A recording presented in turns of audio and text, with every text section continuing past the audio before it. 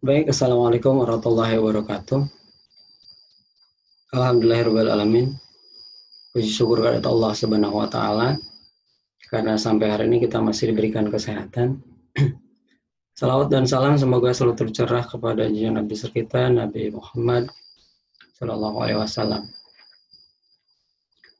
Peserta didik yang saya banggakan, sebelumnya saya mengucapkan selamat atas diterimanya sebagai peserta didik SMA Negeri 1 Petir. Manfaatkan kesempatan baik ini karena ada banyak anak yang lain yang daftar ke SMA Petir kemudian tidak diterima karena melebihi kuota yang ada. Jadi sekali lagi manfaatkan sebaik-baiknya, belajar sebaik-baiknya, mudah-mudahan ini menjadi jalan bagi Anda untuk mencapai cita-cita di masa yang akan datang. Nah, selanjutnya silakan Anda simak beberapa tayangan berikut.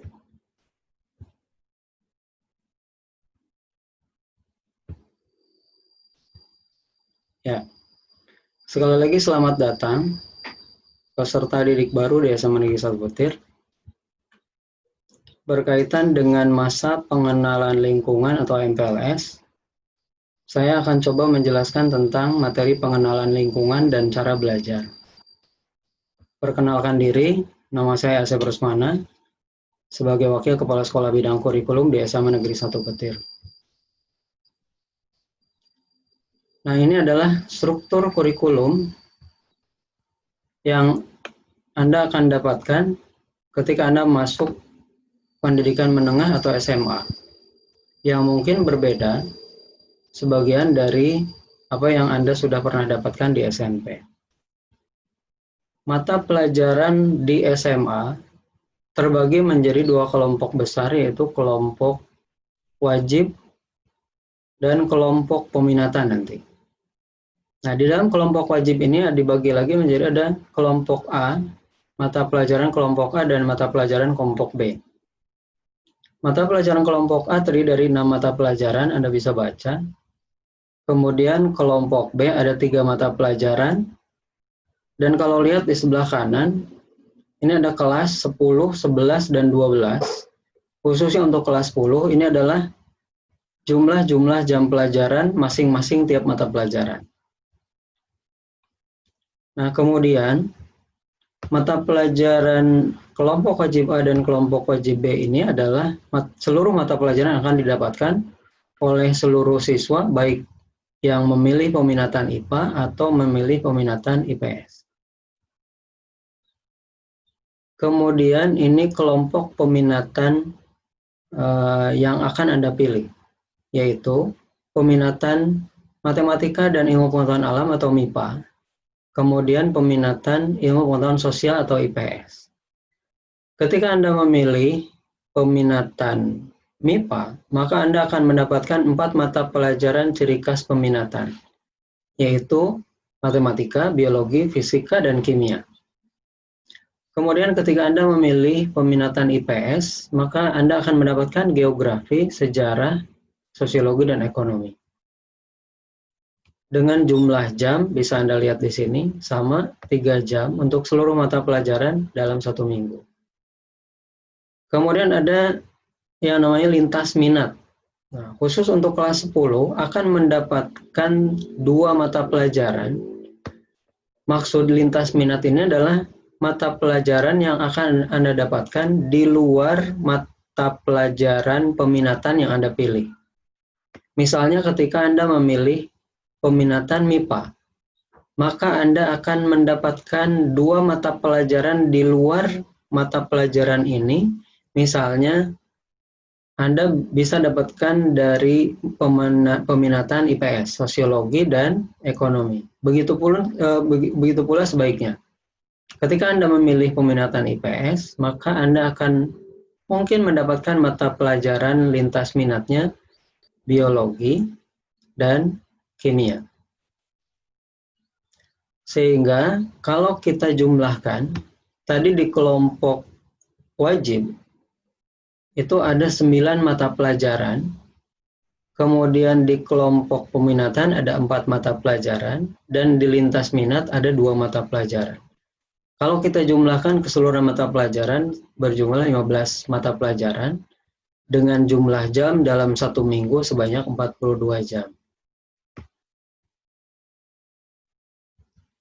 Nah, kemudian bagaimana cara belajarnya? Terutama pada masa pandemi COVID-19 ini, selama Kabupaten Serang masih belum masuk ke zona hijau, maka belum bisa dilaksanakan dengan tatap muka. Kalau Kabupaten Serang masih di zona kuning, zona oranye atau zona merah, maka proses pembelajaran harus digunakan dengan cara belajar di rumah. Nah, kemudian saya akan coba menjelaskan bagaimana proses pembelajaran di rumah atau sering disebut istilahnya juga dengan BDR atau proses pembelajaran jarak jauh atau diistilahkan PJJ. Metode pembelajaran di rumah itu dibagi menjadi dua. Yang pertama, pembelajaran jarak jauh dalam jaringan atau sering kita dengar dengan istilah daring. Kemudian pembelajaran jarak jauh dengan istilah luring. Pembelajaran jarak jauh dalam jaringan kita sangat tergantung kepada perangkat yang kita punya, yaitu HP ataupun laptop, termasuk di dalamnya jaringan Ethernet dan kuota internet. Karena perangkat yang kita punya itu akan mendukung dijalankannya aplikasi-aplikasi yang berkaitan dengan proses pembelajaran jarak jauh atau dalam jaringan atau daring. Misalnya seperti aplikasi kelas maya. Ada Google Classroom, ada Rumah Belajar, ada Ruang Guru, dan yang lain-lain. Di SMA Petir kebanyakan Dewan Guru menggunakan Google Classroom. Kemudian kita juga bisa menggunakan aplikasi tatap muka virtual. Misalnya dengan menggunakan Zoom Cloud Meeting, Cisco Webex, ataupun Google Meeting. Nah, kemudian kita juga sering menggunakan media sosial seperti WhatsApp, atau mungkin bisa dengan Facebook juga atau Instagram. Materi pembelajaran video kita juga bisa dapatkan dari YouTube atau internet.